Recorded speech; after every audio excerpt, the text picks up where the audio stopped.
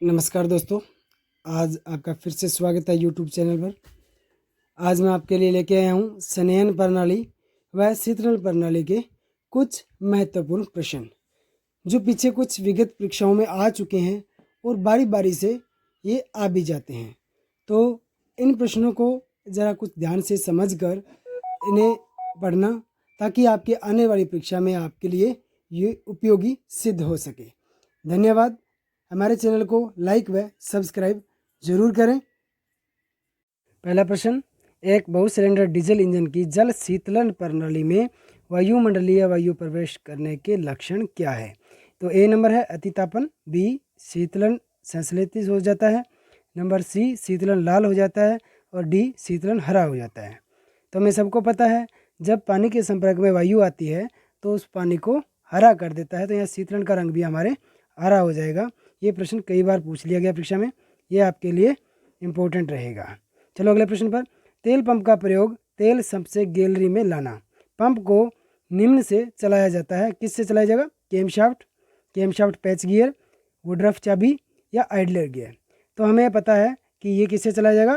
केम shaft पर लगे सक्यू gear जिसे बोला जाता है, या पैच गियर। तो ये प्रश्न भी एनसीवीटी परीक्षा 2008 में 11 में 3-4 बार रिवाइज कर लिया गया है, तो इसे भी आप ध्यान से देखें कि अगर पैच गियर नहीं दिए गए हो आप इसे देखोगे सक्रिय गियर के द्वारा। सनेक तेल में दूषण निम्न से हो जाता है, किस कारण से सनेक तेल दूषित हो जाता है? तो पिस्टन और रिंग के घिस जाने से, B number connecting rod bearing के घिस जाने से, नंबर सी गजन पिन के ढीले हो जाने से, या सनेक के उच्च दाब से। तो सनेक किसके कारण खराब हो जाता है? पिस्टन और रिंग के घिस जाने के कारण। अगला प्रश्न लेते हैं,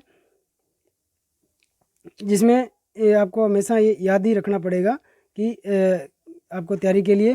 चलो आगे देख लें नेक्स्ट प्रश्न, कि तेल पंप सहित वाहन इंजन संवहन प्रणाली के प्रकार को कहते हैं। भाषा कुछ अलग सी होती है, समझना आपको है कि जिसमें तेल पंप लगा हो उस संवहन प्रणाली को क्या कहते हैं?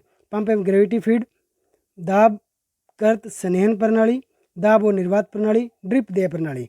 तो हमें पता है जहाँ पंप से तेल उठाया जाता है उसे हमें बलकृत या दाबकृत संवहन प्रणाली कहा जाता है। चलो देखते हैं अगला नेक्स्ट प्रश्न, 28 डिग्री से 32 डिग्री सेंटीग्रेड वायुमंडलीय तापमान पर किस प्रकार के स्नेहक तेल का प्रयोग किया जाता है? तो साधारणतः हमारे तापमान यही रहता है। तो मैंने तेल की अलग अलग डब्ल्यू जो दिखाए थे ग्रेड, तो उसके अकॉर्डिंग यहाँ दिया गया 10W 20 SAE, 60W 90 SAE, 5W 15 SAE और 20W 40 SAE। तो इसका आंसर रहेगा 20W 40 SAE। तो चलो देखते हैं अगला नेक्स्ट प्रश्न,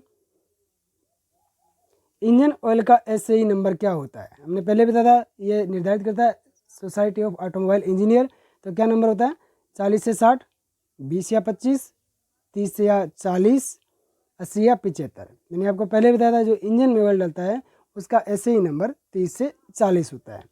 इसके बाद मैंने बताया था गियर में जो डलता है उसका SAE नंबर 90 होता है, स्टेयरिंग और डिफरेंशियल में होता है उसका SAE नंबर 140 होता है। तो हमें तीनों का याद रखना। चलो नेक्स्ट प्रश्न देखते हैं, लुब्रिकेशन का क्या उद्देश्य होता है? जब मैंने आपको लुब्रिकेशन का चैप्टर करवाया था तो उसमें सबसे पहले इसका मुख्य उद्देश्य एक ही बताया था कि घर्षण कम करना, इसके बाद अलग अलग कारण। तो यहाँ मेरे ख्याल से सारे दिए गए हैं, जंग से बचाना, रगड़ के कारण उत्पन्न आवाज़ को कम करना और उपरोक्त सभी। तो यहाँ देखा जाए सबसे पहले अगर घर्षण के अलावा कुछ नहीं होता था हम घर्षण को करते, तो यहाँ सभी कारण वाजिब है, तो यहाँ इसको हम लिखेंगे उपरोक्त सभी। चलो देखते हैं अगला प्रश्न, एक रेडिएटर में जल परिवहन निम्न प्रकार से होता है, किस प्रकार से जल परिवहन होता है? निम्न टैंक से उच्च टैंक की ओर। निम्न टैंक से मतलब नीचे के टैंक से ऊपर के टैंक की ओर नहीं होता, उच्च टैंक से नीचे की टैंक की ओर होता है, इंजन के निम्न टैंक की ओर नहीं होता, इंजन के जल पंप की ओर ये भी नहीं होता। तो यहाँ इसका आंसर आपका रहेगा उच्च टैंक से निम्न टैंक की ओर। हमें पता है सबसे पहले ऊपर टैंक लगा होता है उसमें पानी या कूलेंट डाला जाता है, उसके बाद वो नीचे के टैंक में आता है। इसका आएगा उच्च टैंक से निम्न टैंक की ओर।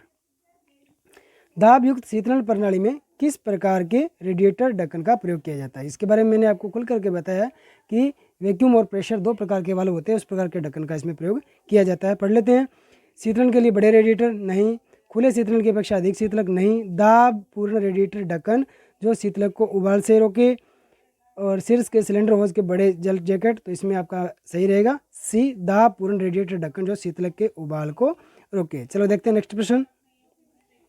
इंजन के बढ़ाने पर रेडिएटर निर्गम हॉज पाइप के चिपट जाने का क्या कारण होता है? मतलब कि इंजन की जब गति बढ़ाते हैं तो उसका जो एग्जिट पाइप होता है वो चिपट जाता है, क्या कारण हो सकता है?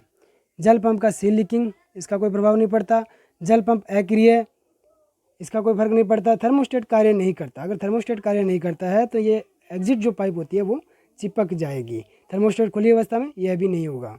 तो इस प्रकार से आपका आंसर रहेगा थर्मोस्टेट कार्य नहीं कर रहा। चलो देखते हैं अगला प्रश्न। रेडिएटर को साफ करने के लिए किस विधि का प्रयोग करना चाहिए? ये प्रश्न भी बहुत बार आया हुआ है। इसमें कुछ ऑप्शन दिए हैं। नंबर ए देखें, reverse flashing, number be straight flashing, और सी राउंड फ्लैशिंग, और डी कोई नहीं।